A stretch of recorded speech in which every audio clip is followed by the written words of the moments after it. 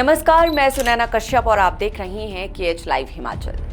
आज social media पर एक बिल तेजी से वायरल हुआ। ये बिल मुख्य सचिव प्रबोध सक्सेना की होली पार्टी का बताया जा रहा था। अब इससे जुड़ी एक दिलचस्प बात सुनिए। ये पार्टी तो मुख्य सचिव प्रबोध सक्सेना की थी, मगर अब इस बिल का भुगतान सुक्खू सरकार को करना है और इस पार्टी का अमाउंट कुछ ज्यादा नहीं, बस यही कुछ 1 लाख के आसपास है। एक तरफ जनता को बताया जा रहा है कि राजकोष खाली है और प्रदेश में आर्थिक संकट है, बावजूद इसके सुक्खू सरकार फिजूल खर्ची पर लगाम क्यों नहीं लगाती, ये समझ से परे है। आप सोचिए, एक तरफ आम जनता महंगाई, बेरोजगारी और बुनियादी सुविधाओं के लिए जूझ रही हो और दूसरी तरफ प्रदेश के मुख्य सचिव द्वारा दी गई होली पार्टी का खर्च सरकारी खजाने से वसूला जा रहा है। सवाल कई है, क्या ये पार्टी आधिकारिक थी या निजी?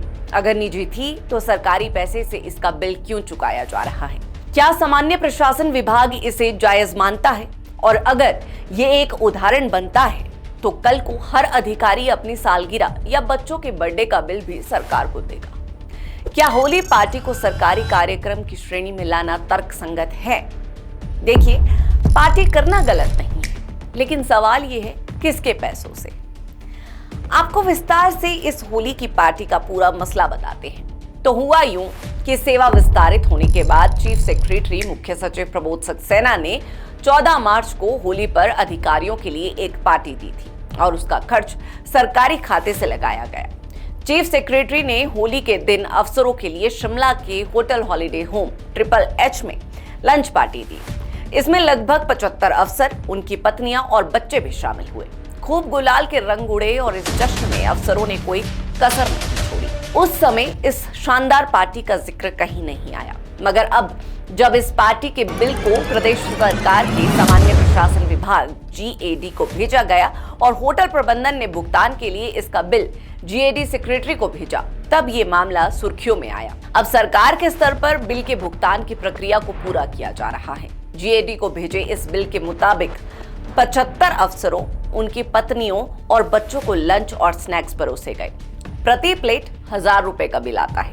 इसी तरह 22 ड्राइवर के लंच और स्नैक्स और टैक्सी चार्जेस को जोड़कर कुल मिलाकर 1,22,020 रुपए का बिल सरकार को दे दिया गया है। अब कुछ अधिकारी कह रही हैं कि ऐसा पहले भी होता रहा है, तो वहीं कुछ का कहना है कि इस तरह की परंपरा पहले नहीं थी। खैर, ऐसा पहली बात नहीं हुआ है। शायद आपको याद होगा कि इससे पहले भी Himachal Pradesh real estate development authority RERA के पूर्व चेयरमैन डॉक्टर श्रीकांत बाल्दी भी देश भर के IAS IPS मित्रों को सरकारी खजाने से 5 लाख रुपए से ज्यादा का सेब बांट चुके हैं।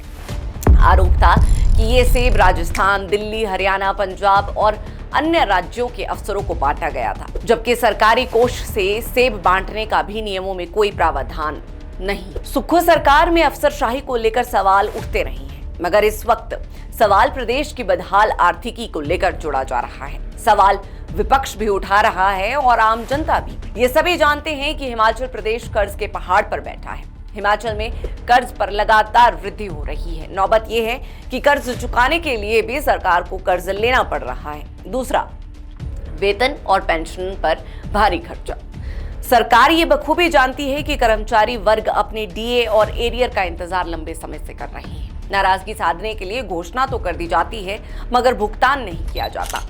आर्थिक संकट में भी सबसे बड़ा हवाला इस बात का दिया जाता है कि प्रदेश सरकार पर कर्मचारियों और पेंशनरों को वेतन देना सबसे बड़ा खर्चा है। तीसरा, चुनावी वादों का वित्तीय बोझ। सरकार ने महिलाओं को 1500 प्रति माह देने और पुरानी पेंशन योजना लागू करने जैसे चुनावी वादे किए हैं, जिनसे राज्य के खजाने पर अतिरिक्त बोझ पड़ा है। OPS पर सालाना 1000 करोड़ और महिलाओं को 1500 देने पर 800 करोड़ का खर्च आ रहा है। तो ऐसे में सरकार ये क्यों भूल जाती है कि फिजूल खर्ची से ज्यादा ये खर्चे जरूरी है। इसके अलावा सार्वजनिक सेवाओं में कटौती। वित्तीय संकट के कारण सरकार ने मुफ्त बिजली, अस्पतालों में मुफ्त टेस्ट और पर्चियों पर भी चार्ज लगाना शुरू कर दिया है और इसके अलावा अन्य कई सब्सिडी योजनाओं में कटौती की है। अब ऐसे में सवाल उठना तो लाजमी है कि बेशक आप मुफ्त सेवाएं ना दीजिए, मगर जहां सार्वजनिक सेवाओं में कटौती की जा रही है, वहां इन फिजूल खर्चों पर लगाम लगाई जाए तो बेहतर होगा। अब पार्टी करे आईएएस के अधिकारी और पैसे भरे सरकार। ये कहां तक जायज है? बहरहाल आज की इस चर्चा पर आपकी क्या राय है, ये कमेंट कर जरूर बताएं। और अगर इसी तरह की चर्चा का विश्लेषण आप किसी अन्य मुद्दे पर चाहते हैं तो वो भी हमें जरूर बताएं।